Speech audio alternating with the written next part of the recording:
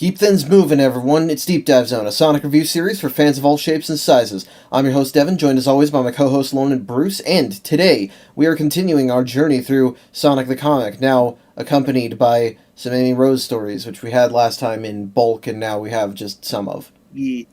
Our first story tonight is called Multi-Mania, Stringer and Corona. Robotnik targets Techno with badnik attacks, leading her to try out a new technology.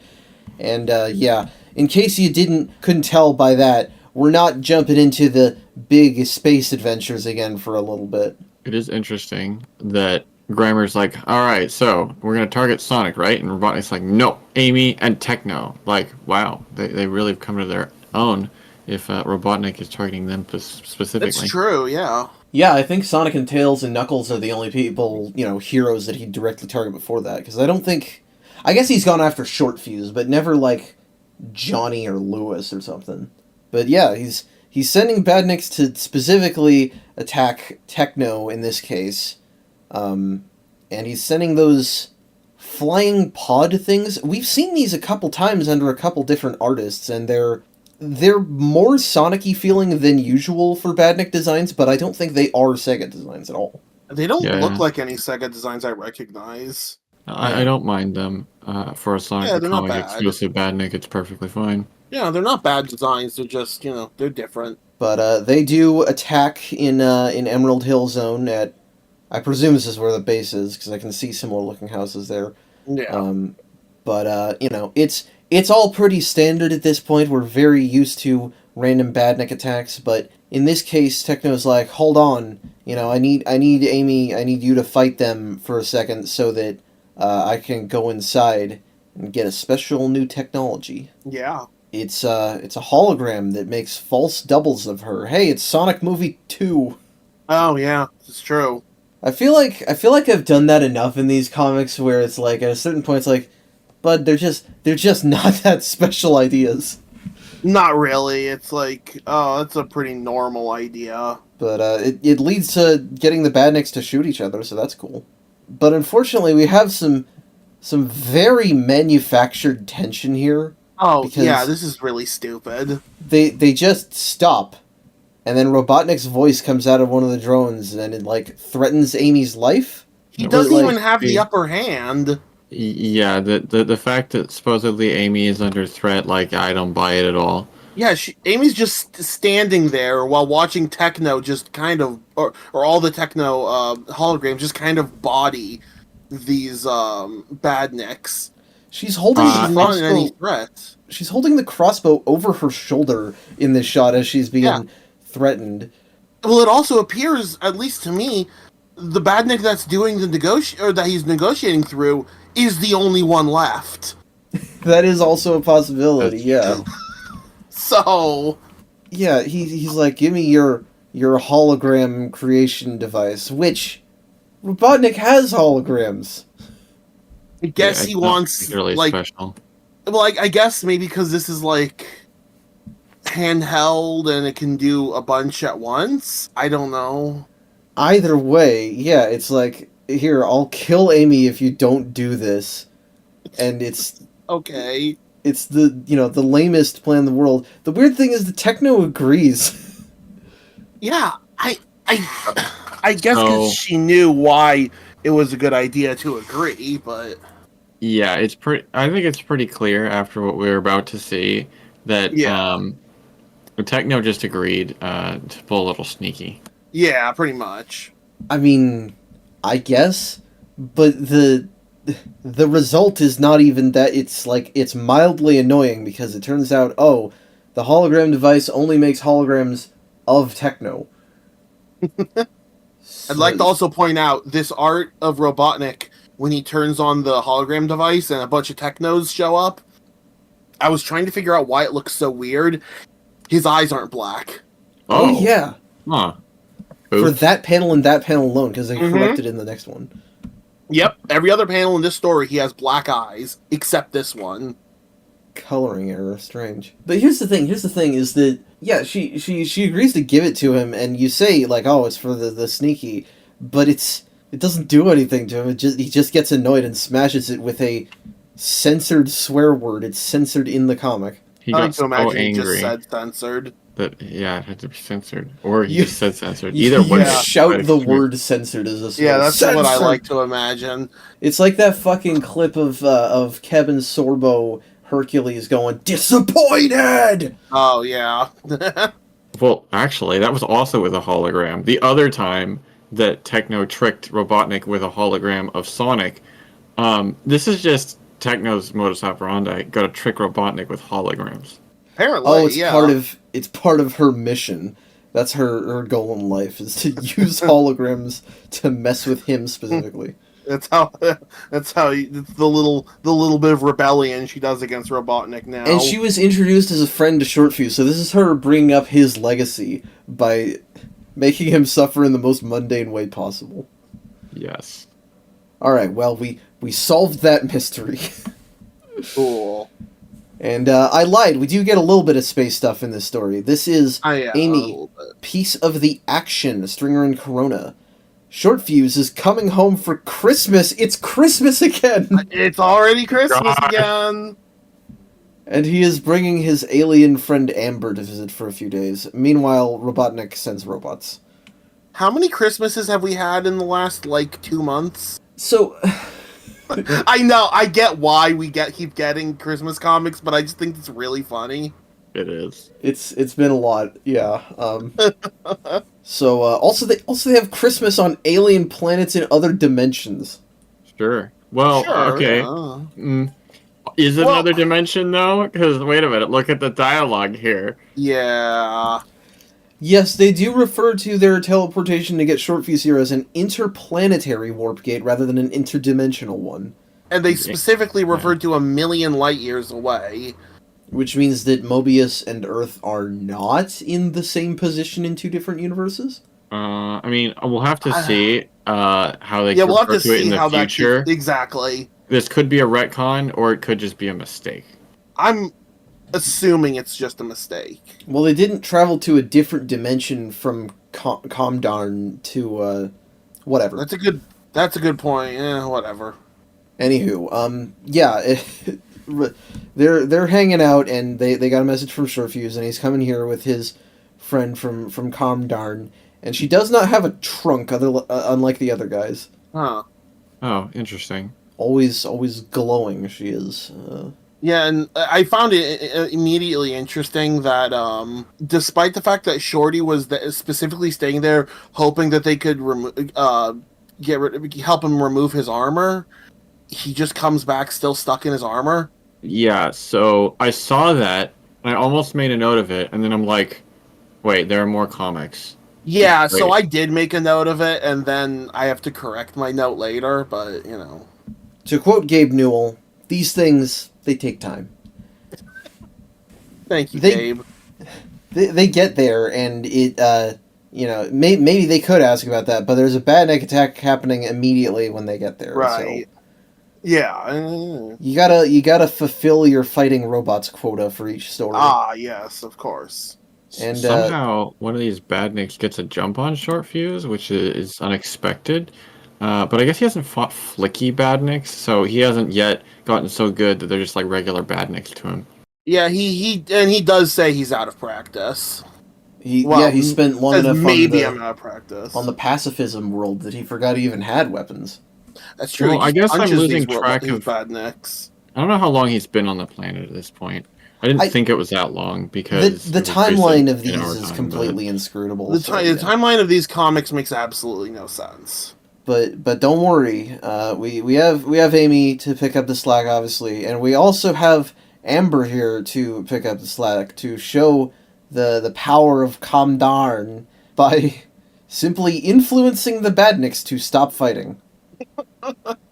Sure, why not? They just convinced that they Steven Universe talk to them to make them stop. Oh my god. I mean, it's not quite like that because they're just like, oh, we can create feelings of tranquility. So like, I don't think it's just. I mean, pretty No, obviously, yeah. No, not I'm talking being to them. facetious. But yes, they send them flying home to sing Christmas carols to Robotnik, which annoys him. And I hope you guys are thinking the same thing I am. You guys don't want to get the flickies out of there? Oh yeah, that's a good point. Well, but that would involve violence of the robots. I guess you could like tranquilize them and then just like Cut them unscrew apart. them or something.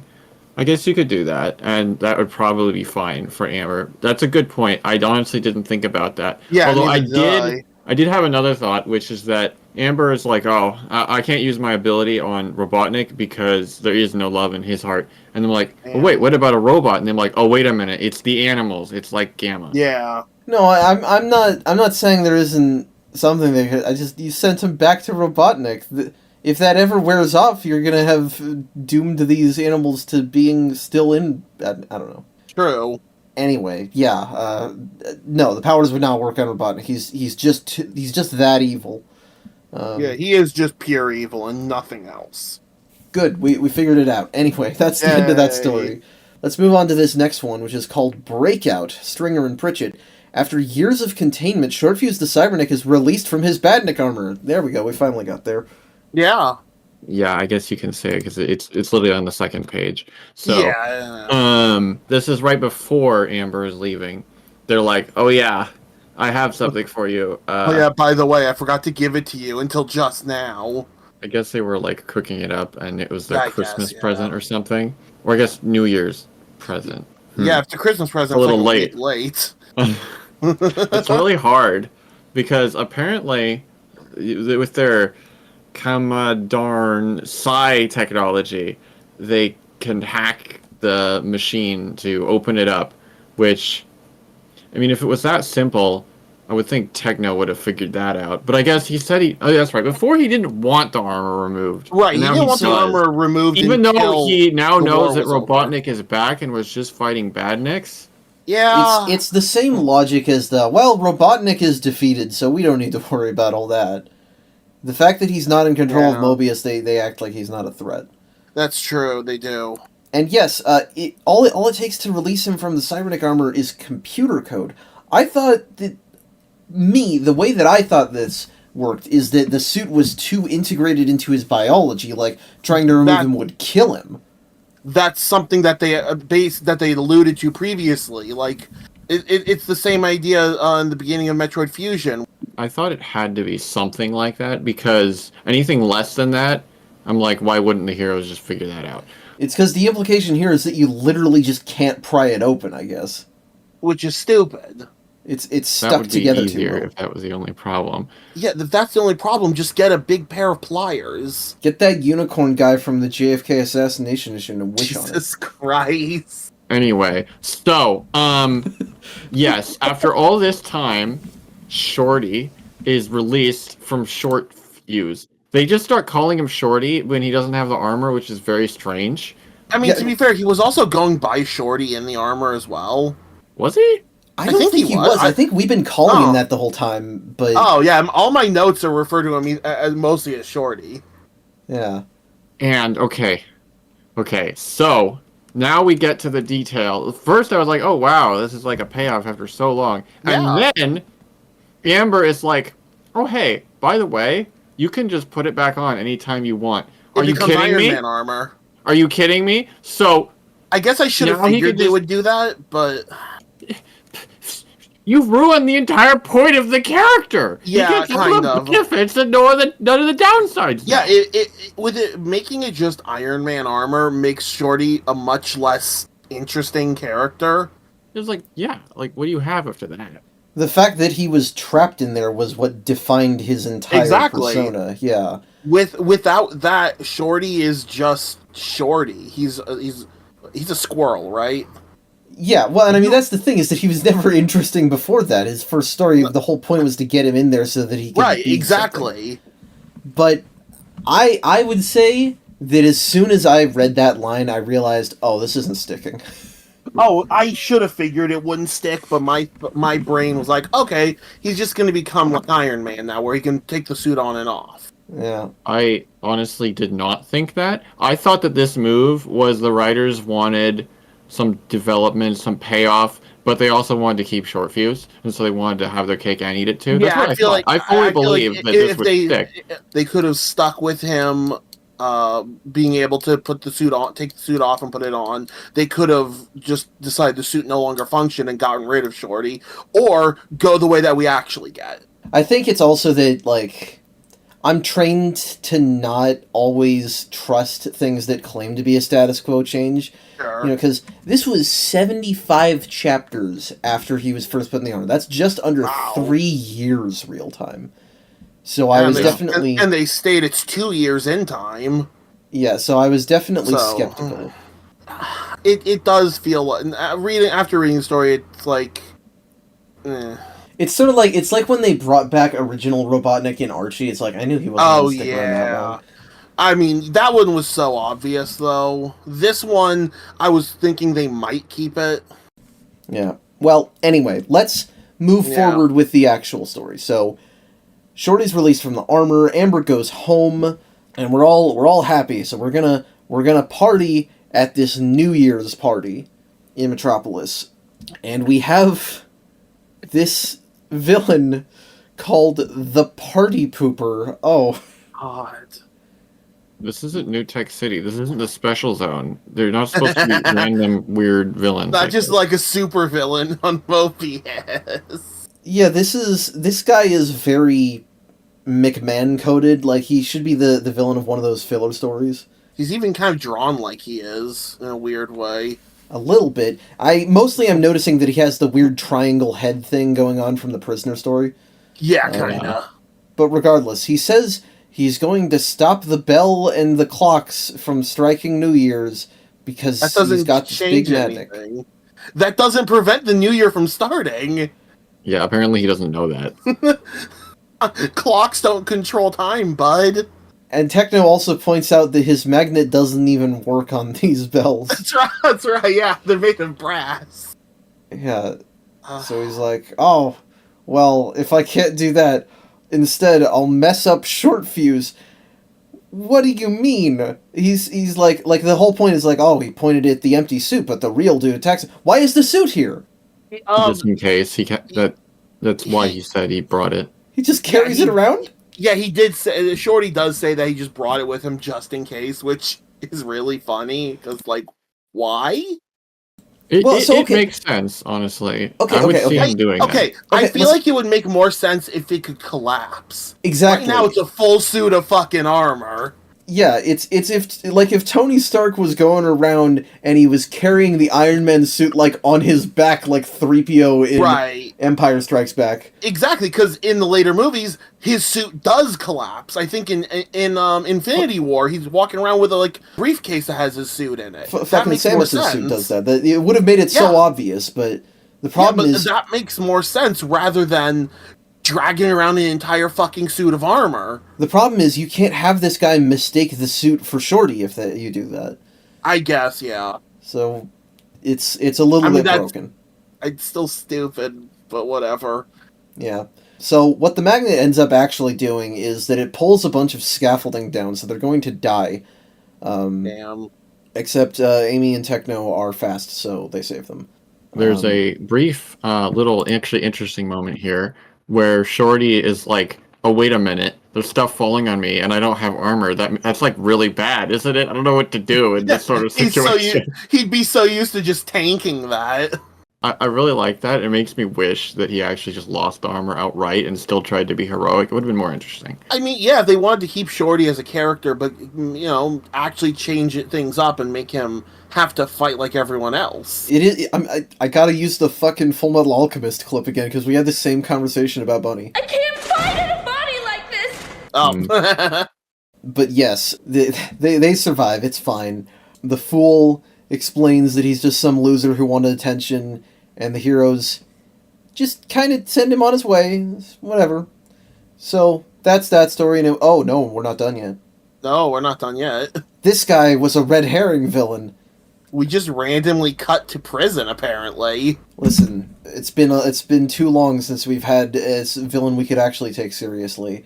That's fair, yeah. Which is to say, Vermin, the other Cybernik, is reactivated by the magnetic activity. What? Yeah, so honestly, a couple ones and zeros or something. I don't know. After I heard that Short Fuse was only disabled temporarily by the EMP, I'm like, oh, Why wasn't Vermin only temporarily disabled? So I guess they made up a different excuse. But I'm glad to see him back either way because it's ridiculous that he wasn't. Oh yeah, back I in mean, action. they should have just said, instead of the magnetic energy, it should have just been, I don't know, they start detecting activity from behind the door. Yeah, something like that. Either way, yes, let's go. Yeah, Vermin is Hell breaking yeah. out and wreaking havoc in Metropolis. He does not waste a second, honestly. Of course. Gets his Terminator on. Except, it's really weird, right? Because we have everybody at New Year's, and then we cut to the prison and they say it's a nearby top security prison, which implies to me this is all happening at the same time. And then we have Vermin breaking out, causing havoc. And then we cut to the heroes on the next day, I guess? Back home? Yeah, I don't understand that. So We were they completely going missed home? Breakout, Did they go I home guess. before this? Did they go home before New Year's actually struck? I Because don't it know. looked like it was nighttime. Assumingly, if they're waiting for the clock to chime, Vermin would have broken out at the same time. And then we cut back to Emerald Hill and it's daytime, so it must be a different day. I guess they just missed each other on the way out. Damn. I suppose. And they're also just now getting the news that Vermin escaped. Yeah. So, Shorty's like, alright, well, now is the time to put on the armor. And I'm glad that he doesn't have like a conflict like, but I just got out of this armor, I can't put it back he's on." immediately like, fuck this, I need to go throw hands. Yeah. So it's time to take him to battle. And it's funny because they are fighting and Amy tries to talk to Vermin while they're fighting and is like, you don't have to follow Robotnik's orders, It's not Then worth maybe it I'll being a go bad freelance. Yeah. That is such a good That is a retort. great retort. I love it. Well, I like that he also properly replies to her while punching Shorty. Oh yeah, of course. There's some simple delight in Vermin as a villain because knowing that he was just a rat that wanted a full suit of armor to just wreak havoc. He's one-dimensional in the best way possible. Yes. Vermin is he's leeching some energy from this generator behind here, which maybe is implying that he wasn't back at full power yet. I don't know. Yes. I just figured he was doing that to get more powerful. Yeah. He does say he'll be stronger than ever. Yeah. Yeah, and you can tell because Amy's crossbow doesn't work on him, even though it never worked on Cybernetic armor. That's true. Yeah, that's true. But Short Fuse decides he has only one course of action to keep this dude from hurting people. They're too evenly matched? ? Or he's now too powerful. I guess any he's case, too powerful now. He intentionally lets himself get stabbed with the leech tail, and that starts, sucking energy out of him, obviously. But it also includes the line of code that Amber put in there to release the armor. Pretty clever, honestly. It's a clever idea. Yeah, it ends up ejecting Vermin from his own suit. But something tells me the writers don't understand how programming works. Yeah, that's kind of the thing that I'm thinking about, is that this story is not presented as any kind of tragedy or anything like that. Not really. But it's like, that seems very avoidable, because you know that when they do that, it means, oh, now Shorty's gonna be stuck in the fucking arbor again. Yeah. It's one of those where it's just like, either commit or don't, please. But yeah. I've waffled enough about that, so I'm gonna be done complaining about it, I think. I don't know. I was hoping that this could last longer, but on the other hand, being wishy-washy about Shorty's character by doing this just makes him boring. I'm offended that they would pull this and then just pull it back. They should have maybe at least stuck with it a little longer, or something. I will say, I mean, it's a cool moment from Short Fuse to be like, I'll sacrifice the freedom that I just got. It is definitely a cool moment. Oh, I don't have a problem with it as a vehicle for defeating Vermin. That part I like. Although I am a little sad to see Vermin go, maybe he'll continue wreaking havoc as a regular rat. I would like to see that, actually. He'll wreak havoc as just a regular dude. Part of the other thing is that, when I say this seems avoidable, is that, he got all that to get him out of the suit. Okay, well, now we can just, now that we've got him out of the suit, you tie him up, you get the program out of the suit and back into short fuse. No, he just blows it up. Yeah. I think perhaps Short Fuse realized that they actually liked being stuck in the armor. They don't say that, and I don't think he would admit it. But No, he wouldn't, but it I think you're right, seems yeah. somewhat probable that he saw this moment. He's like, wait, I can do something really awesome, And I can get honestly, what I want. Yeah, well, because, like, you'd think, what's the downside of having the option? He could just wear it all the time. But no. Being trapped in the armor forcibly is what he wants, actually. Truly. Deep Right, down he in just his heart. doesn't want to admit that. Yeah. I don't think he ever complains about it again, so... We'll see, I guess. Yeah, I mean, that would make sense that he wouldn't, because it was an actual choice this time. And definitely, if you took that away permanently, it's like you've removed the appeal of this character, what appeal that it had. So, Right. regardless, that's that story, and that is the Amy comics for tonight. It was better than I was giving it credit for at the start of the issue, at least. It was fine. We didn't have to deal with Norris or Vane, so That's true. Yeah. That's a good point. instead, we're moving back to Sonic and dealing with Hoson and Choy, Kitching and Weird Elson. name. A pair of Dracon criminals take refuge on Mobius, and Robotnik swindles them into attacking Sonic. This is a really Yeah. weird story. It is. It is, yeah. We start out with Sonic checking in with AI Kentoberhead, who says, Tails is battling robots in Metropolis. Sonic is worried that Tails isn't going to be able to do it on his own. Even though he's proven plenty of times that he can, but I guess Sonic I guess hasn't seen that? so we'll see what it's setting up. Sonic's probably assuming that they're flicky badniks, which are at least Fair, I stated to guess. be stronger. Fair. So Yeah, he they heads showed out. it, like, once. It is funny that he's like, oh, I don't think Tails can handle himself, and then Kintober's like, actually, I think he's doing fine. Sonic's like, well, I'm still gonna take a look anyway. So anyway, let's cut to the Dracons. They're here with Grimer, who, Grimer betrayed Robotnik like 2 weeks ago, 3, something like that. Yeah, because we've been seeing him working with Robotnik in the Amy stories recently. Yeah. Yeah, our order is a little screwy, and yes, we have not Little bit, picked yeah. up on this plot line. Yeah, so For We a got while. stuck in the spin-off zone for a second. a little bit, yeah. So it's nice to be back to this. But they're talking about the Emeralds and about Knuckles on Angel Island, because that was his whole gambit, is that he would tell them about it. Right. So a prosecutor shows up to inform Kodor that they've captured Hobson and Choy, a pair of petty vandals, I guess? What is this guy's deal? So, Hobson is like a big blue, maybe a hippo?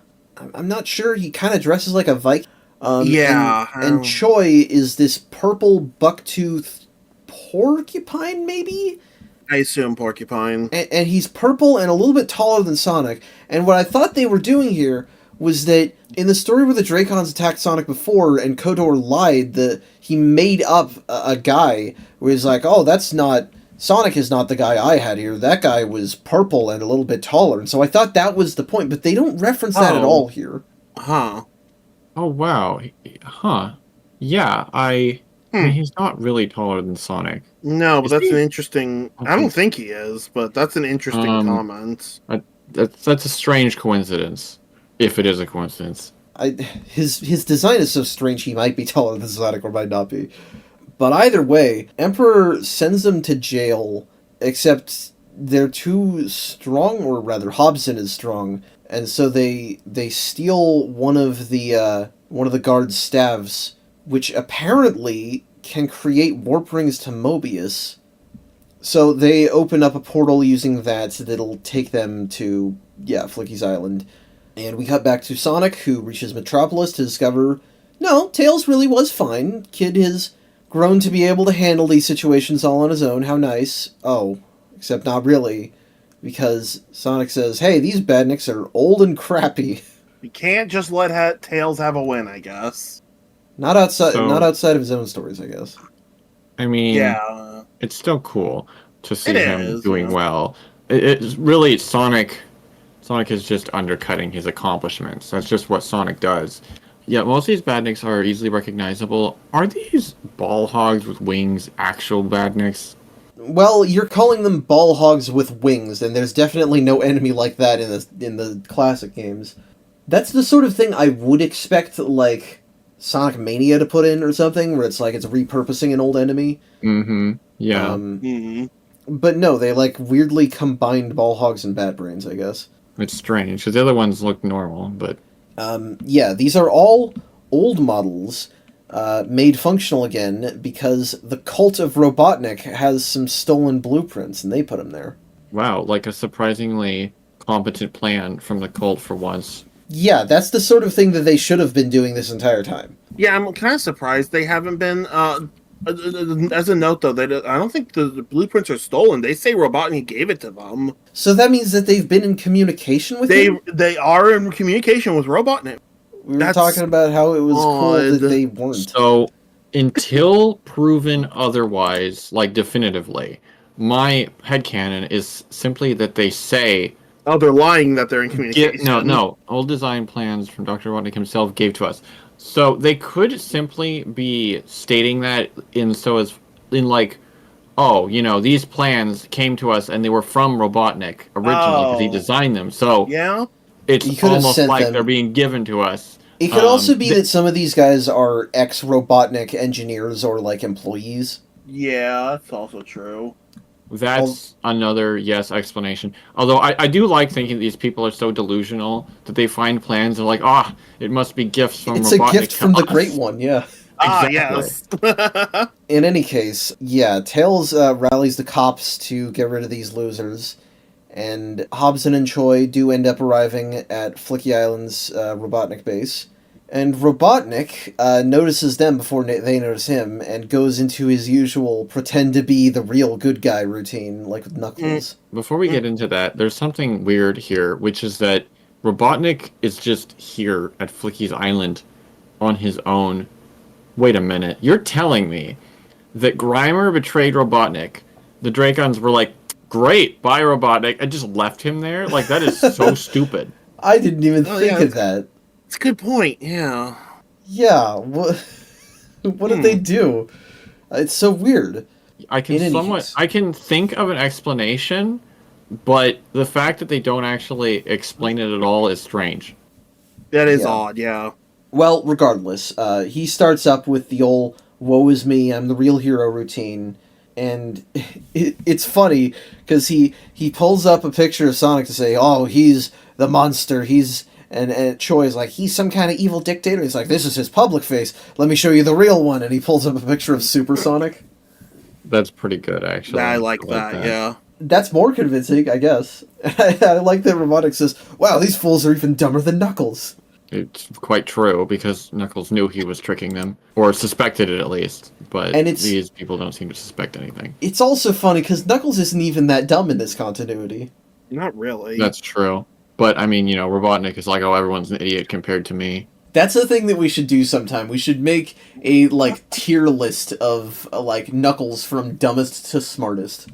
I mean, we should compare lots of characters between continuities. It's just a good idea. Yeah, that's not Sonic a bad from idea. nicest to meanest.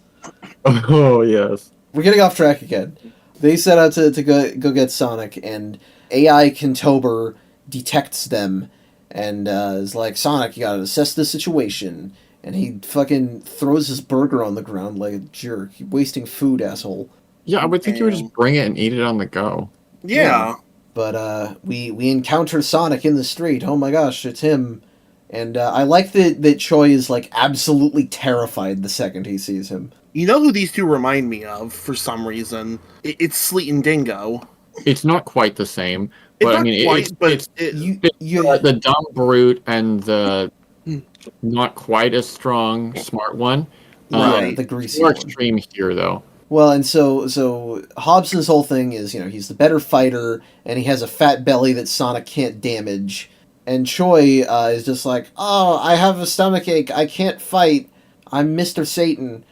And it's funny, because Hobson punches Sonic onto the ground, and so Choy runs up and slaps him, and Sonic's like, oh, you like to fight when you think your opponent is already beaten, and then defeats him with a single finger. That's the fucking power move. Yeah.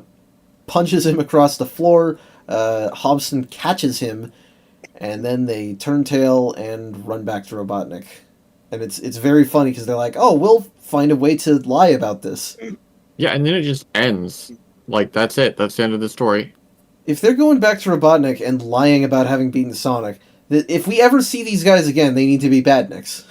Yeah, honestly. And yeah, we just end on Sonic being like, what the hell was that all about? Kind of sums up this story a little bit. It's a very strange story because it's a Kitching and Elson story, and it has the Dracon in it. It has basically nothing to do with either of those things. So yeah, it feels like a filler story in the main story, which is quite contradictory.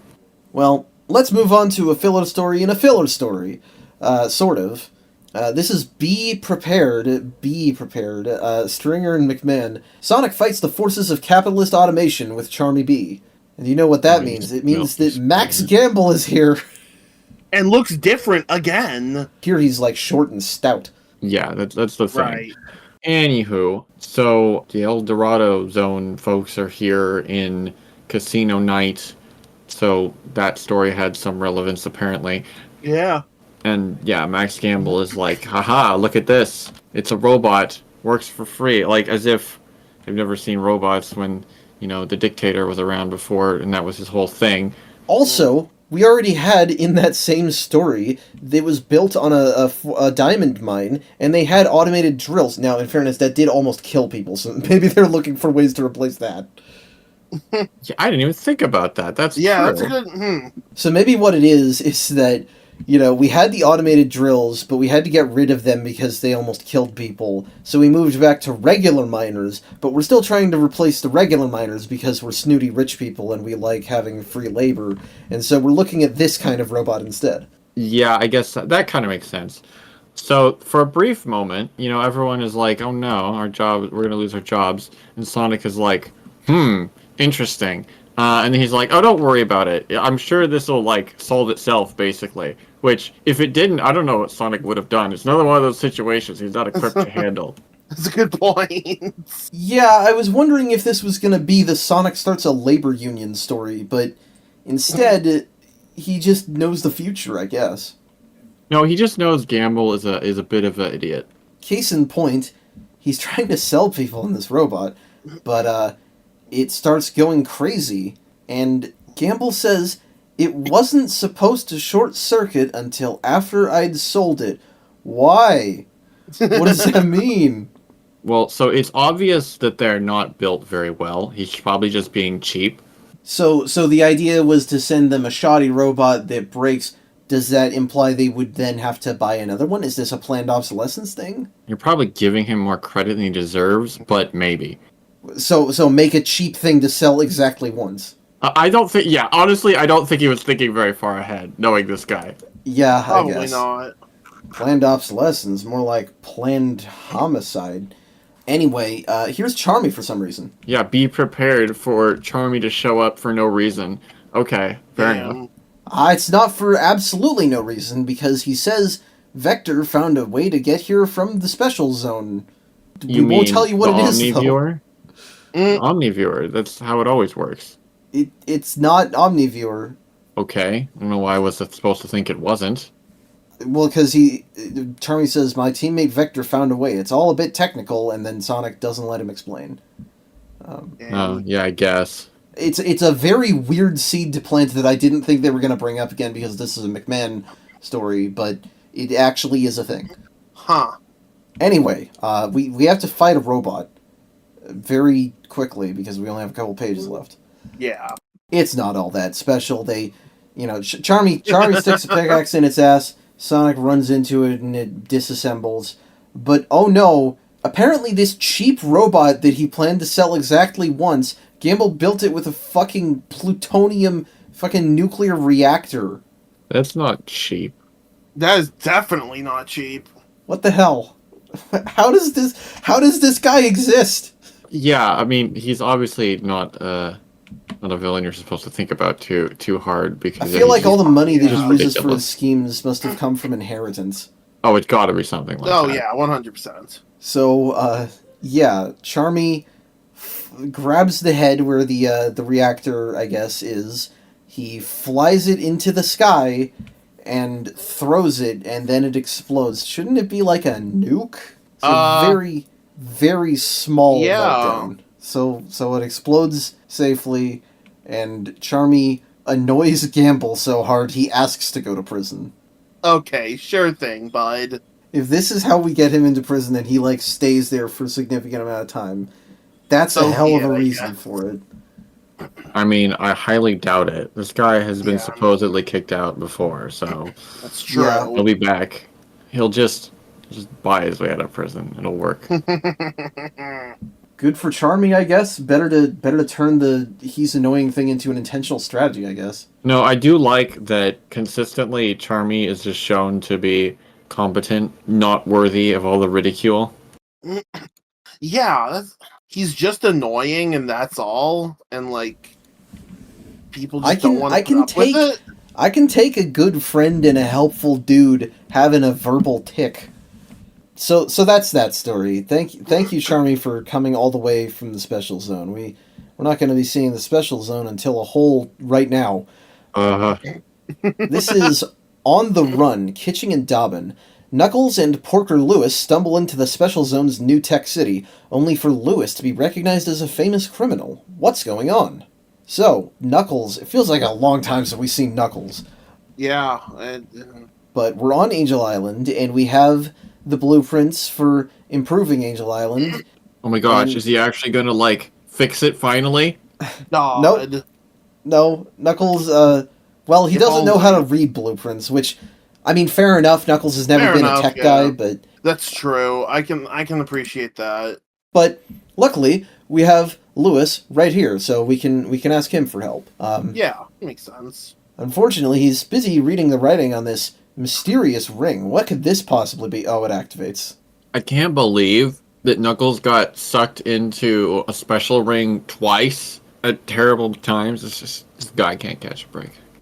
Really can't, yeah. But rather than the same space world as usual, this warp ring leads to the bottom of the river in New Tech City. Apparently, special rings are just two-way now, which is not the way they work in the games, and not the way they worked in this comic before, I thought, either. They just can't go in because it's underwater, and that would be a lot of trouble. Also, shouldn't water be flowing out the other side? But whatever. Yeah, but whatever. Yeah, that really doesn't make any sense. So Lewis almost drowns, and isn't too friendly to the idea of going back the other way. So we decide to hang around the city for a second, I guess. We get to see what some of the Chaotix are up to. Mighty and Espio have gotten competitive over who can hit criminals the hardest in the streets. Mighty's nose is really big in this whole story for some reason. You're right.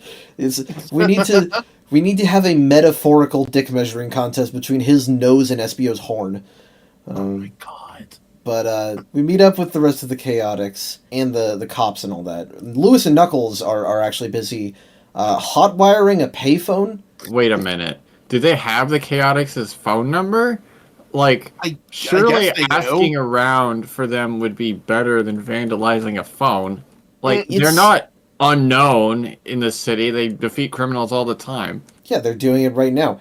And, it's true. You know, we'll see in a second here that they're not that far away to begin with. It's very strange, because, like, do they even have a phone? Good point. Yeah, I don't know if they do. Well, and also, you know, they hang out in a base that's not even on this planet, so... Imagine just rings their base, and then good job, you accomplished nothing. There's nobody here. The only person who can consistently call the Chaotix and get their phone answered is Vanilla. Odd. Well, yeah, because Vector always answers it when they see that's who's calling.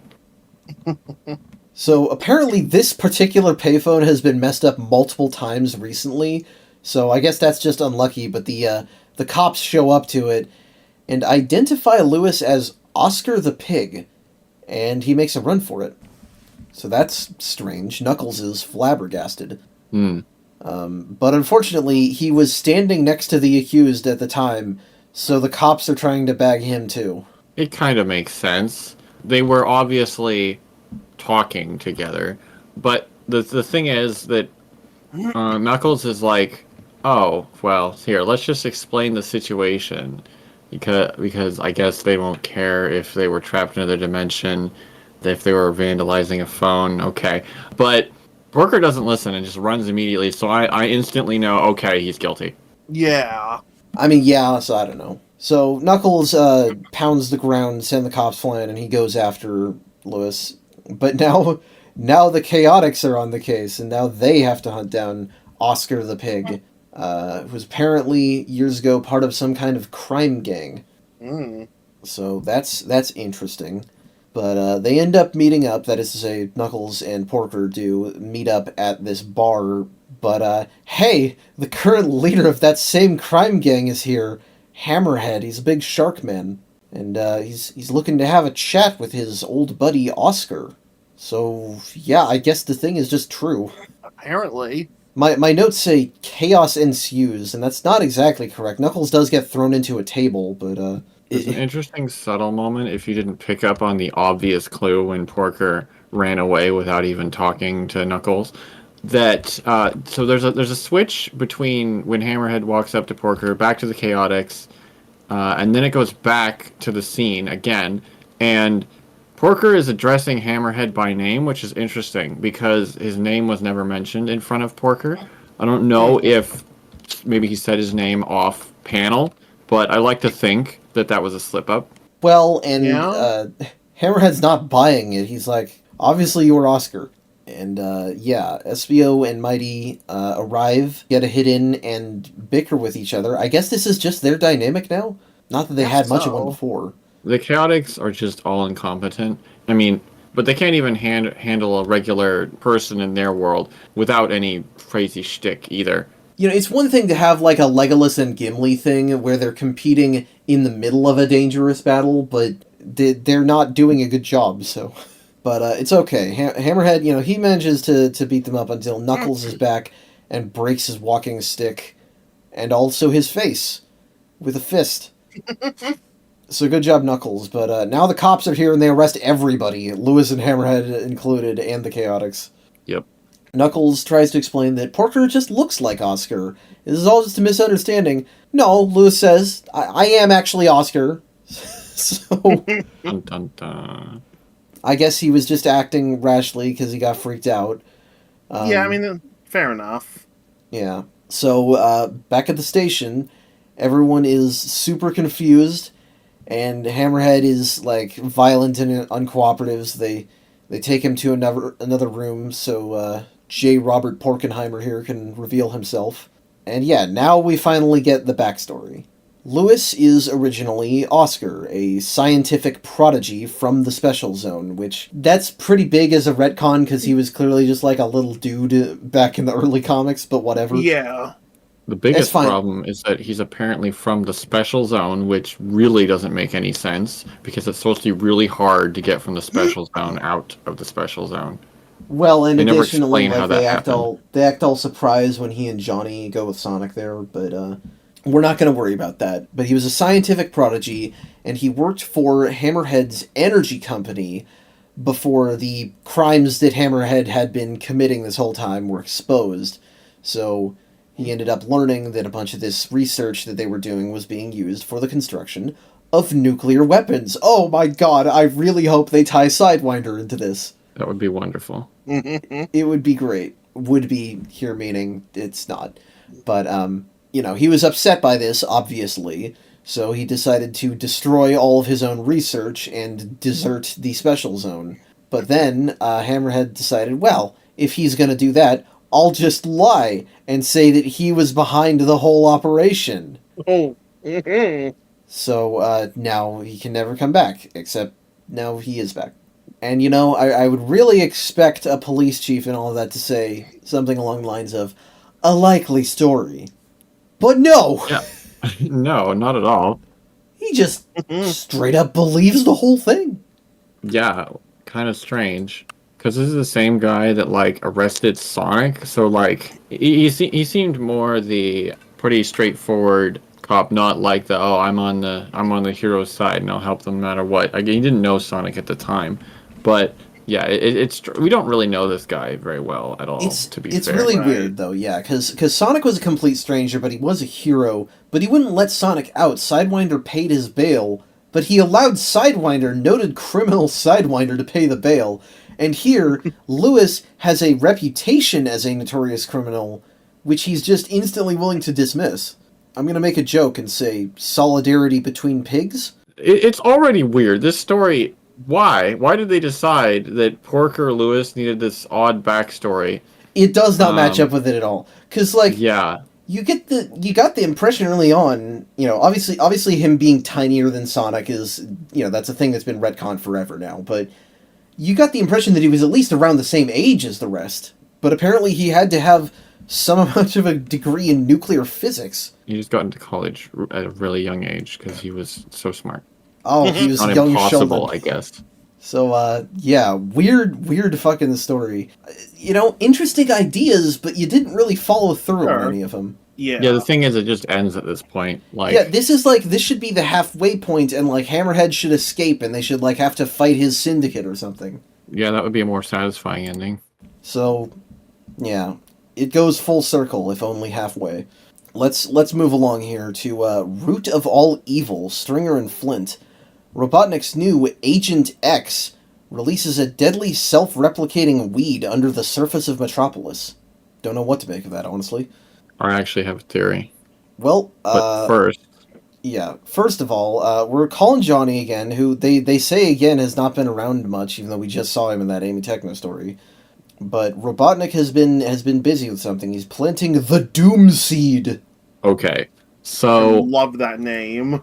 it is a good name, but this character does remind me a little bit of the Mysterious Traveler, actually. They were from the Misery Zone that had all sorts of monsters in it. I very much doubt that this is the Mysterious Traveler, but it fits the facts, actually. I totally Interesting. agree that, they're both hooded, cloaked, mysterious men that are evil. And I actually also have a note about, is that the Mysterious Traveler from the Misery Zone comic? I know now that it isn't, so I'll quash that fan theory because Damn. the comic is disappointing. The way that it actually turns out is fucking crazy, but yeah, he's here and he plants the Doom Seed, which is a fast-growing, aggressive vine that attacks people from underground. So it's ruining everybody's gardens, and it's being a real menace. It is actually collapsing buildings with how destructive it is. Yeah. So that's it. Metropolis is done for. We're dead. Except not really. Sonic and friends are obviously here to help. I like this dramatic pose with Techno just pointing at the weed because she doesn't really have anything to fight it with. But these things are like hydras. They have new roots that sprout out of any that you cut. They're terrifying. They even get Fabian Vane. He's in this comic. He's escaped containment. Yeah, but he doesn't do anything. Oh, He's only here for a page. Thank God. Yeah. Amy saves him though. Don't do it, Amy. It's not worth it. But Techno says we gotta find the original root. If we break the original root, wherever that is, that'll get rid of all the others, which I guess so. So they drill under the garden of Gilbert Grumpy here, who he was the first guy they attacked, so I guess that's where it started. But hey, we get a return of Techno's boring drill machine, the boring machine that is a drill. Yes, that was such a weird thing to bring back. If these were all printed as one book, then it's, notable continuity, I guess. Sure. You feel like it's all connected.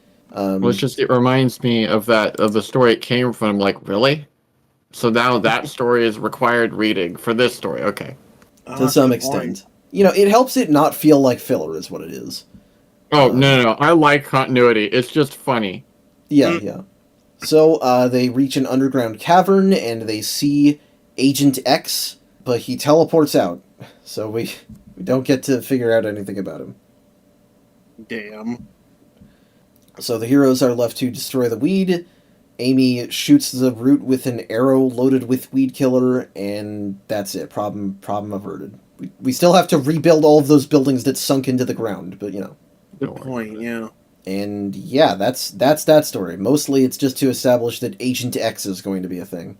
Yeah, I'm glad that Sonic at the end here makes it very clear that they're going to be a relevant character, because I would not have thought that they were going to be otherwise. I think that if they played up the mystery more, they're like, oh, who is he? Who is this mysterious man? Who could he be? But they don't say, they really just say Agent X, and then they show him twice, and it's like, oh, it's Agent X, and he's gone. Like, that could have been anybody. It could have been the mysterious traveler, if not for the fact that this character recurs. Right. There's always something, but now we are moving along to more than just something. We've got order and chaos here, Kitching and Elson. The Dracon Empire makes their move for the Chaos Emeralds on Angel Island, but Knuckles is nowhere to be found. Sonic has a lot of problems on his hands. Finally getting into it. Yes, indeed. Dracons are invading Angel Island. They've got spaceships now? I mean, sure. I guess I had no reason to assume they couldn't have those. They've got plenty of crazy technology. So Sonic and Tails are flying there, and they see all this happening, and are like, alright, well, I guess we gotta jump into the fray. And Sonic's like, well, I'm hoping Knuckles will be here to help soon. Unfortunately, Knuckles is busy with Lewis in the Special Zone. Which I apparently had completely forgotten while reading this, because I'm wondering where the hell is Knuckles for half this story. Can't believe it that they attacked at the exact same time Knuckles coincidentally was whisked off. It's a shame because this would have been the perfect moment to show off the new defense systems if they had actually gotten them up and running by this point. That's true. That's true. Now, that being said, since we still have to have a conflict with the Dracon, they probably would have demolished those systems, which means that it would have undercut the problem, so... yeah, I suppose so. You win some, you lose some, I guess. But, we have a whole lot of action here. It's like, there's a lot of action and plenty of dialogue to go with it, but most of it is just in the service of fighting. We've got Sonic, we've got Guardian robots, we've got prosecutors, we've got Sentinels, but it's all mostly just, it just is action to move the characters from one point to the next. But we do indeed get to the Emerald Chamber. The Dracon do, and Sonic falls behind them, and we see that he's in chains, so they manage to capture him. We get a bit of Dracon/Echidna lore here, because one of the Sentinels is like, aha, we will reclaim the emeralds that rightfully belong to the Dracon Empire, as they were stolen from us many thousands of years ago, which is intriguing. I wonder what's up with that. And, they go in, they take Sonic in, and this green one removes his helmet to reveal he's Grimer.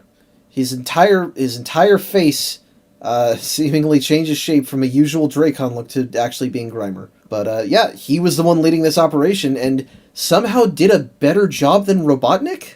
Because, Robotnik he did a better job because Robotnik was intentionally not telling them where to go. He was just stalling them. I'm sure he probably could have helped them get here if he wanted to. I just mean that, Grimer has been shown on past occasions to not exceed where Robotnik does in that regard. Oh. Yeah, that is kind of weird, actually. You're right. Well, let's move along and see if we can find an explanation for that. He starts powering down the emerald generators, and Sonic says, you shouldn't be working for the Dracons. They're just as duplicitous as Eggman. Actually, he says he was better off working for Robotnik, which is really saying a lot. Yeah, that's one hell of a thing to say. I'm wondering what he does mean like that. Maybe it's that because he's not working with Eggman, that actually emboldens Grimer and makes him more confident and he's able to do better. So Sonic is saying, you were better off when you sucked. Yeah, I guess. Either way, his words do not work, but as they're taking the emeralds, some Guardian robots break in. About time. Give Sonic a chance to escape, and we have another huge fight with another awesome 2-page spread. I don't have anything to say about it, it's very cool looking. Yeah, it's a cool fight. There's not much to say about it, though. So, Grimer manages to get the last normal emerald, but Sonic takes the Master Emerald and manages to escape. I guess that's one advantage, it being one of the Chaos Emeralds instead of separate from them, which is that the others don't work without it. Yeah. Although I guess in the games, the Master Emerald can just shut down the Chaos Emeralds anyway, so it doesn't make a difference. It would have worked either way, but whatever. Not that they ever used the Master Emerald for that outside of SA2, but Sonic runs into Tails on his way out, but a flash of light appears behind them to reveal Knuckles finally getting back. Just as things are about to completely fall apart. Yeah.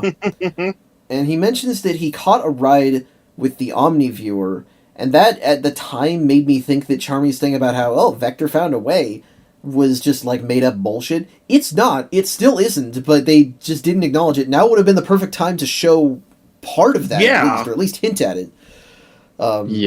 Yeah. Strangely, Porker went back to Emerald Hill, which I don't know why. Yeah, I don't know. 'Cause I- he'd been wanting to stay here to learn more about the technology here. Yeah, and the technology's still not fixed either, so Knuckles Yeah. really could use his help. Yeah, and I don't think they knew the Dracon were attacking. Yeah, 'cause No, Knuckles he's like, has what's to have it going explained. on? If they knew that the Dracon were attacking, Porker would want to just stay out of the action, since that's his thing. But Yeah, fair. everybody's been talking about trying to visit Johnny because they haven't seen him. Maybe we wanted to visit Johnny. Maybe you should bring Johnny here to help with the fight. Well, there's no time at the moment. Yeah. Yeah, Sonic kind of snaps at Knuckles for not being here, but it wasn't his fault. But Sonic doesn't know the whole story, so whatever. They got to fight their way through the Sentinels and Prosecutors, while Tails holds onto the Emerald. There is an absolutely crushing moment right here. Yeah, because Tails is like, they're like, we must get the Emerald while it's unguarded. Tails is like, yeah, I'm guarding it. They're like, don't be ridiculous. No, you're not. Oh, poor Tails. So, yes, they smack Tails, they get the Emerald, and they bring it back to Grimer, who is very excited to start his real plan. Real plan, you ask?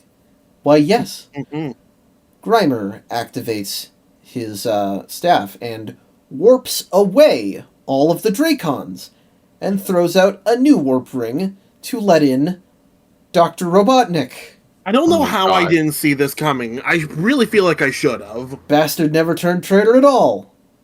Well, Yeah. so, I mean, it's actually what Robotnik says upon first showing up, which is, oh, I never would have guessed you were such an accomplished actor, Grimer. We never seen anything like this from him. Mm-hmm. I guess earlier he was being a good commander because he's just a really good actor, and he just died, the fake it till you make it sort of a thing.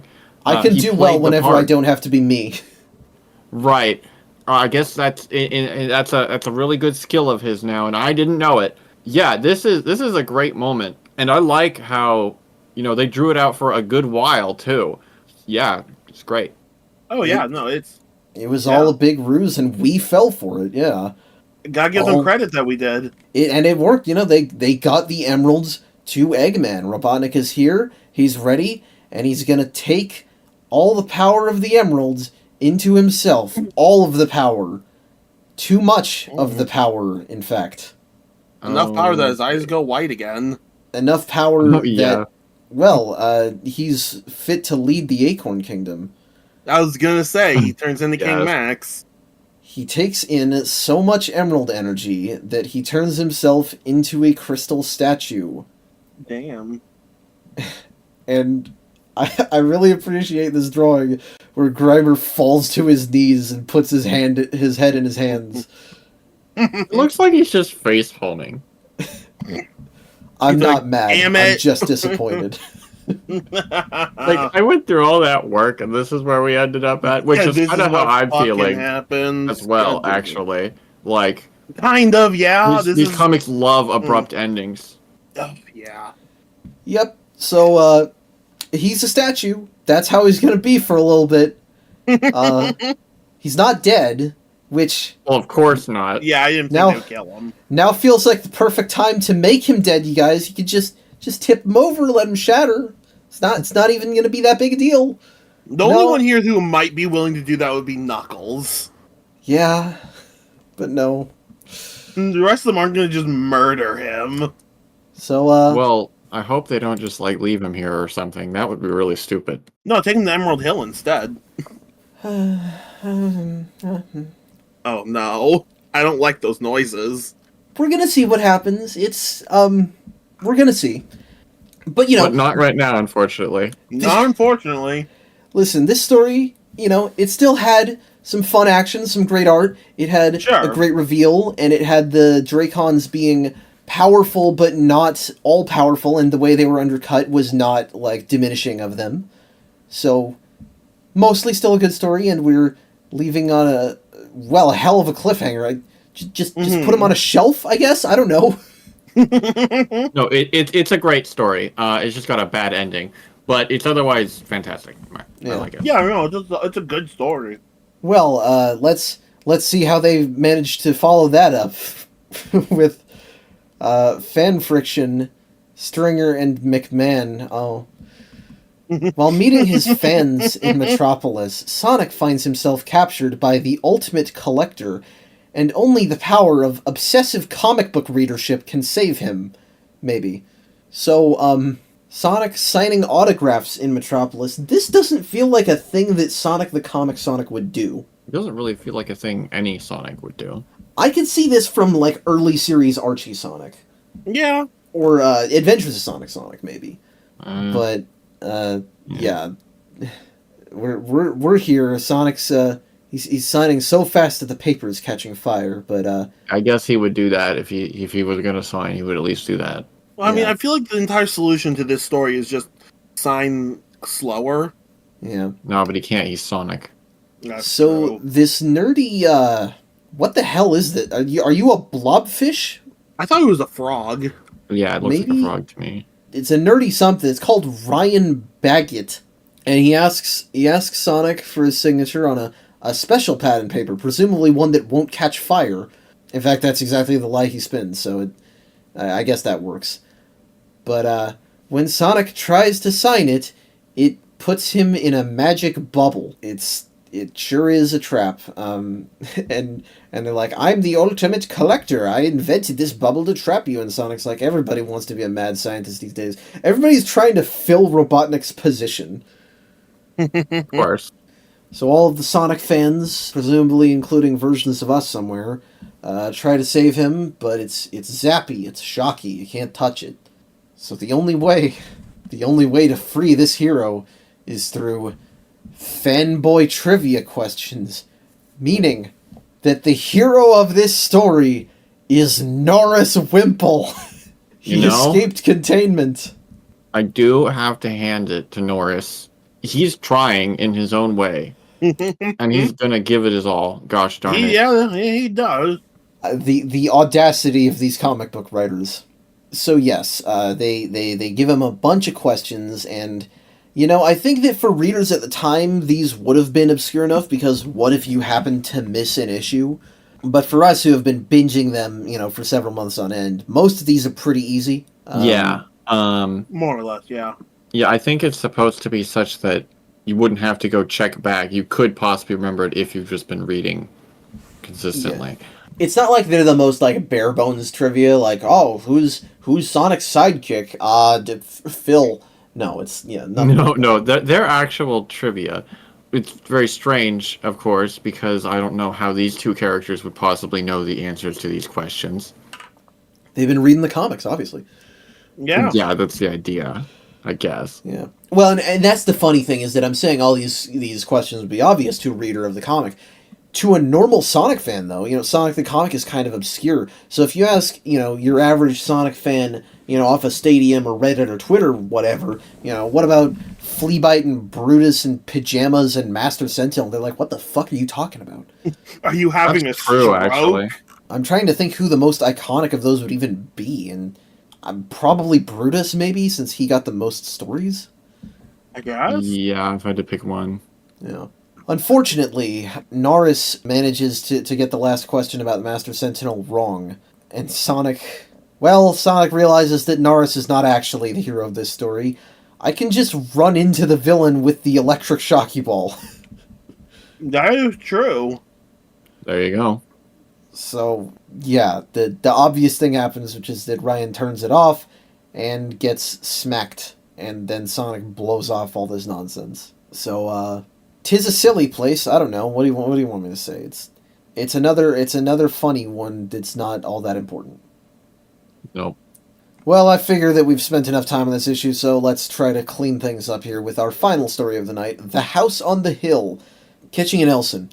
Sonic and Tails investigate a mysterious mansion that has appeared in Emerald Hill Zone. Could it be haunted? Didn't we just do a story like this? We did. Yeah. And it's not like these are Halloween two-parters or whatever, because we just finished with Christmas and New Year's. Although, actually, I suppose if we went forward in the Amy and Techno comics and then caught up in the Sonic issue... But I don't think we got further than the Sonic plotline was... I'm not gonna worry about it. Sorry. Yeah, remember, we can't dwell on it. Can't dwell on it. A mysterious mansion has appeared in Emerald Hill Zone. Who are you gonna call Sonic the Hedgehog? Tails is like, oh, wow, it's a pretty spooky place. And then Sonic's like, pfft, couldn't possibly be full of ghosts. Don't be ridiculous. This guy's actually seen ghosts firsthand, though. Yeah, he has. So, Yeah, but what the hell, he- Sonic? I guess he just refuses to admit it. Very weird. But hey, this is an Elson story, which means that we get lavish interiors. It's a lot bigger than the one Amy and Techno visited. It's true, it is. But just like that Sonic X episode, you get a lot of the usual haunted house tropes here. Doors closing on their own, mysterious apparitions on the walls, and, well, then the ghosts reveal themselves pretty damn fast. Yeah. Mm-hmm. Sonic can't hit them because they're ghosts, but they're also not really attacking. They're trying to talk to them, and then they run away. So Sonic and Tails give chase, and the house starts warping and distorting around them, and then they end up someplace else. And Tails fixes a pipe with a wrench. Yeah, we actually get a rare, like, techie Tails move. I mean, he just, hits it with a wrench, but then he also correctly identifies that this is actually a matter transformer. You see, these ghosts were actually aliens. I figured it all out, Sonic. What are you talking about? Aliens aren't real in this comic. No, you're actually totally right that aliens do show up randomly in these stories sometimes. Yeah. So, it's a very weird, because Tails just sees, like, oh, there's steam coming out this pipe, and then I'll fix it with a wrench, and that solves everything. Yep. They're aliens whose... What is it? Matter transform... What do you... Actually... I think they're supposed to be extra dimensional, not just alien. You're right, so they're not from space! I mean, that's still alien. Yeah, but we already saw aliens like that already, so... If it's not aliens coming in spaceships, then it could be real. Exactly. Okay. So, yeah, they got trapped between dimensions because their matter transporter is busted. Right. I guess the house is a friggin' TARDIS or something, I don't know. But they thank the heroes. They thank the heroes for their help and then leave, and I say it's that because the house is gone after that. I think? Yeah, it definitely is. Okay. So, Yeah, that was not much. not No, really. just kind of a little tiny silly story. Yeah, so, as usual, an extremely wide array of stories in terms of whether they mattered, how much they mattered, whether anything in them comes up again. We had some great action with the Dracon story, the one with the actual Dracon and not Hoson and Choy, whatever the fuck that was. Yeah. And next time on Deep Dive Zone, we'll have plenty more crazy things to dissect that are going on, including a proper follow-up to all the stuff that we had with the Dracon today. So, with all that said, I hope you guys are excited and dreading next week, because we will run into some of the problems we talked about. Right. Oh boy. But with all that said, that is where we are going to be done for tonight. Thank you guys to my co-host for being here. Thank you guys to our viewers for watching. If you enjoyed this episode, please feel free to like, share, comment, and subscribe. And if you have any questions, comments, criticisms, suggestions, or feedback, you can reach us at any of the links in the link tree in the description. I hope you have a great rest of your week. We'll see you next week. I hope you have a great rest of your night, and take care.